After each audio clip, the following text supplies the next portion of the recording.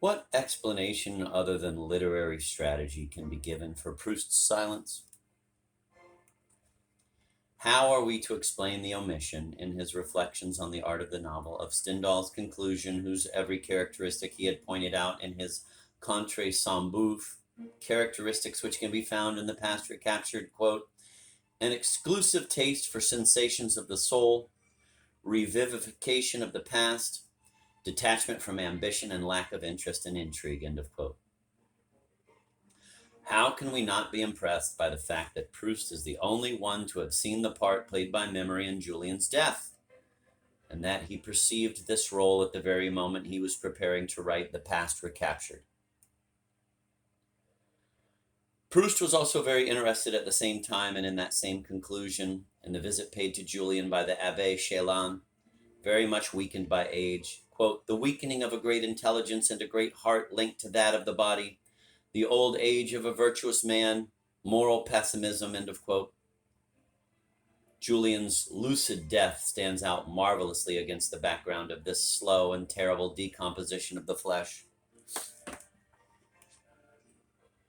Again, the attention given by Proust to this episode is not disinterested. He builds the whole of The Past Recaptured on a similar contrast between two antithetical deaths. The hero is lucid when he dies to be reborn in the work, but around him people continue to die without hope of resurrection. The spiritually fertile death of the narrator is contrasted with the cruel spectacle of the Guermantes soirée, with the horrible and useless aging of the members of high society. This contrast is already to be found in, quote, the filial sentiments of a parricide, end of quote. But from now on, it gains its classically novelistic meaning and achieves unity with the Dostoevskian apocalypse.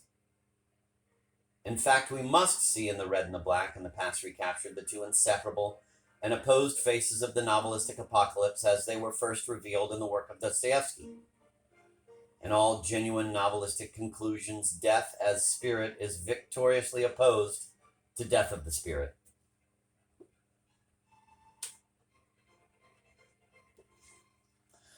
Are we being carried away by our imagination? To dispel any doubts, we will introduce a final witness in favor of the unity of novelistic conclusions, Balzac. This novelist has not been included in our group, but his creative experience is just as close in certain points to those which we have been considering. For proof of these analogies, we need only look at the following passage taken from the conclusion of Cousin Pons. Balzac is describing his hero's death, and in doing so, he defines the double face of the novelistic apocalypse. And here's the quote from the book. Ancient and modern sculptors have often placed on either side of the tomb genies holding flaming torches. These flames illuminate for the dying their faults, their errors, as they light up the paths of death. Sculpture there represents great ideas. It formulates a human fact. Death has its wisdom. Often simple girls at a very tender age are found to have the wisdom of old men, become prophets, judge their family, and not be taken in by any deception. This is the poetry of death. But it is a strange thing and should be noticed that one dies in two different ways. This poetry of prophecy, this gift of penetration, whether before or after, is only found in those who are merely dying in the flesh, who are dying through the destruction of the organs of carnal life.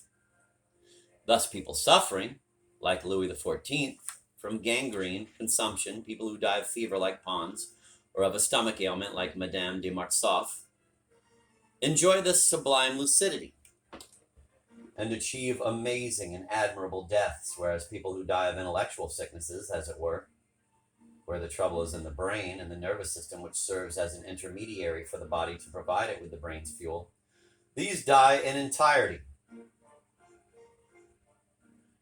In them, body and mind founder together. The first, souls without bodies, become biblical spirits. The others are corpses. This virgin, this unascetic Cato, Pons the hero, this just and almost innocent man eventually penetrated the pockets of Gaul which made up the heart of the magistrate's wife. He understood the world as he was about to leave it. Several hours before, he had resigned himself to the inevitable, like a joyful artist for whom everything is a pretext for caricature and raillery. The last ties binding him to life, the chains of admiration, the powerful knots which link the connoisseur to the masterpieces of art, had been broken in the morning. When he saw that he had been robbed by the Cibot woman, he made a Christian farewell to the pomp and vanity of art. End of quote. We must not begin from reality as we see it and subject novelistic creation to the standards of this vision. In this conclusion, historical figures like Louis XIV are put side by side with fictional creation like Pons and Madame de Mortsauf. Behind the veil of pseudo-physiology, as elsewhere beneath phrenology, Martinism, or magnetism, Balzac is incessantly telling us about his novelistic experience.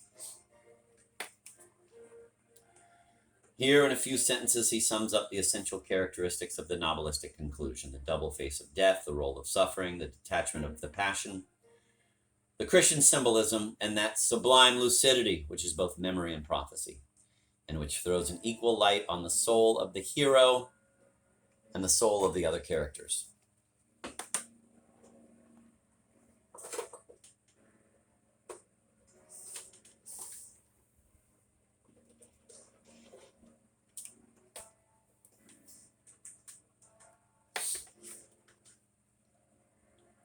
In Balzac, as in Cervantes, Stendhal, and Dostoevsky, the tragic event expresses the advent of a new vision, the novelist's vision. This is why Balzac compares the dying man's state of soul to that of a joyful artist. The conclusion of Cousin Pons is a password captured.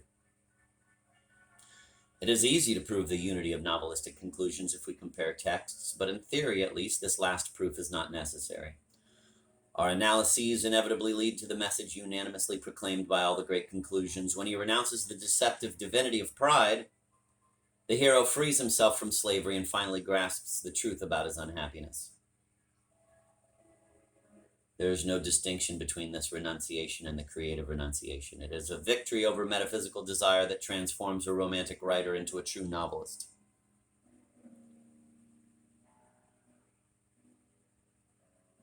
Up to this point, this truth had only been hinted at, but at last we have reached it. We can grasp and possess it here in the last pages of the novel. All we needed was the author's permission, and this we now have. I loathe Amadis of Gaul and all the infinite number of his kind. The novelists themselves, through the medium of their heroes, confirm what we have been asserting all the way through this book. The sickness is rooted in pride, and the universe of the novel is a universe of people possessed.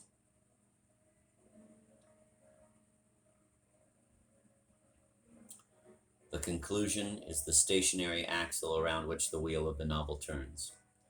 The whole kaleidoscope of appearances depends on it. The conclusion of novels is also the conclusion of our present investigation. Truth is active throughout the great novel, but its primary location is in the conclusion. The conclusion is the temple of that truth. The conclusion is the site of the presence of truth, and therefore a place avoided by error. If error cannot destroy the unity of novelistic conclusions, it tries to render it powerless. It attempts to sterilize it by calling it a banality. We should not deny that banality, but loudly proclaim it. In the body of the novel, novelistic unity is mediate, but it becomes immediate in the conclusion. Novelistic conclusions are bound to be banal, since they all quite literally repeat the same thing.